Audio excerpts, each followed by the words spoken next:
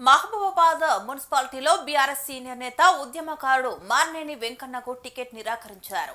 Marneni వెంకన్నను బుజ్జగించడానికి party సమన్వయకర్త మాజీ MLA Vinay Bhaskar వెళ్లారు. పార్టీలో తనకు జరుగుతున్న అన్యాయాన్ని వినయ్ భాస్కర్ కి వివరించారు. గత మున్సిపల్ ఎన్నికల్లో ఆనాటి ఎమ్మెల్యే శంకర్ నాయక్ నేడు బీఆర్ఎస్ అధ్యక్షురాలు మాజీ ఎంపీ కవిత నమ్మించి మోసం చేశారని ఆవేదన వ్యక్తం చేశారు.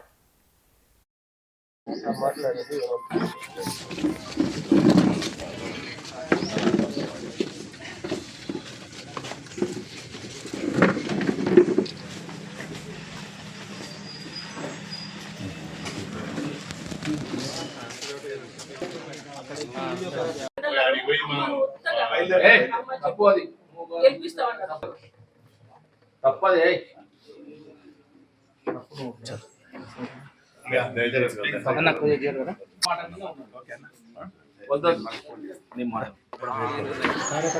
రేపు అందరి చెప్తుంటారా వేరే పార్టీకి అన్నా రేపు నేను అందరినీ నా సేవ్ లాస్లు అందరినీ కార్యకర్తలను నా నాయకులను ఉద్యమకారులను అందరినీ పిలుచుకొని రేపు అందరి సమక్షంలో వాళ్ళందరూ ఏ నిర్ణయం తీసుకుందామంటే ఆ నిర్ణయం. ఎందుకంటే ఇక్కడ మూడు ముక్కలు ఆట ఆడినట్టు ఆడుతున్నారు. ముఖ్యంగా జిల్లా ప్రెసిడెంట్ ఆడే నాటకాలలో అందరినీ బలిపశం చేస్తారు. మాజీ ఎమ్మెల్యే గారు జిల్లా ప్రెసిడెంట్ గారు ఇక్కడ పార్టీ నాశనం చేస్తారు. కాబట్టి రేపు అందరు మా కార్యకర్తలను ఉద్యమ నాయకులను అందరినీ పిలుచుకొని నిర్ణయం తీసుకుంటాం.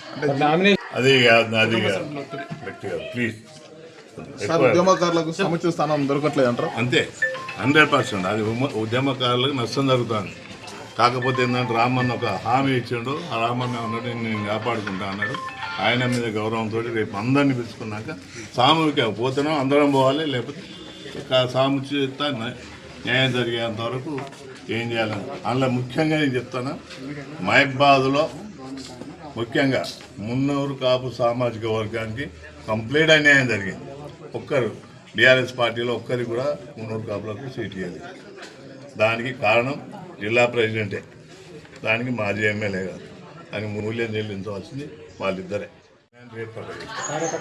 రేపు అందరి చెప్తుంటారా వేరే పార్టీకి అన్నా